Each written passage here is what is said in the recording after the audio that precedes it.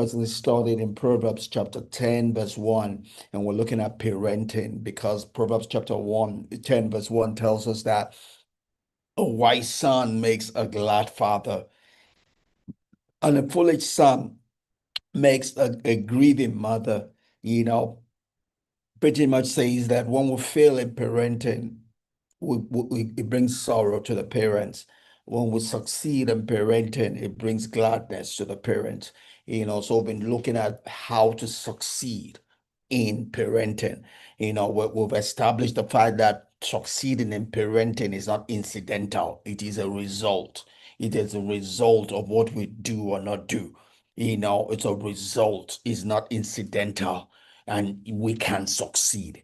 We can succeed. There are definite prescriptions for succeeding that when we follow, and if we follow those prescriptions, we'll most probably succeed, because success in parenting is repeatable. It is established principle, and it is repeatable.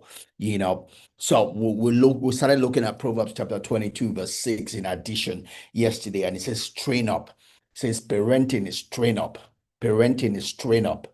Parenting is train up. Train up a child in the way that child should go, not the way I want the child to go.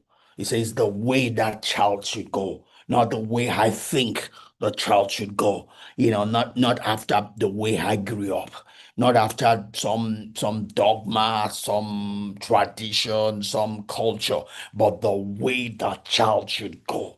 Don't train your child according to some culture tradition, so don't train yourself by some misconception, but the way that child should go. Parenting is not about the culture I come from. Parenting is not about the tradition I come from. Parenting is not about the tribe I come from. Parenting is about the child.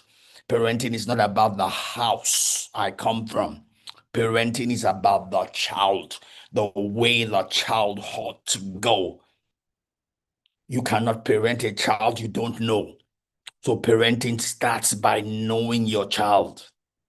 Yes, there are established norms already, no doubt. But how we apply those norms to our children is a function of who our children is. Right? Yes, there are norms, there are things that are generic in parenting. But the way we apply it to each child is also a function of who that child is. What works for child A might not necessarily work for child B. What worked for child C might not necessarily work for child D. That memory is stuck in my head. One time I was trying to coerce my first daughter to learning in a particular way, and she was there was a disconnection between the two of us, and I felt ashamed that I could not understand, come to reason the specificity of her personality. She's not the same as my second daughter. She's not the same as my third daughter. My third daughter is a fighter. She can overcome any obstacle that comes her way. She fights from within. She's a fighter by nature. She fights from within. My first daughter has a reading acumen, reads at a level that is far beyond her grade. But to break it down, she's a bit slower in breaking it down. She reads ahead of her class at every level of education she's gone to. Her challenge had been how to break it down. My last daughter has no problem breaking down. She's a fighter. My second daughter, somehow she'll find her way. But when it comes to speed of comprehension, my first daughter wasn't there. So when I began to treat her like I see my second and third, there was a disconnect.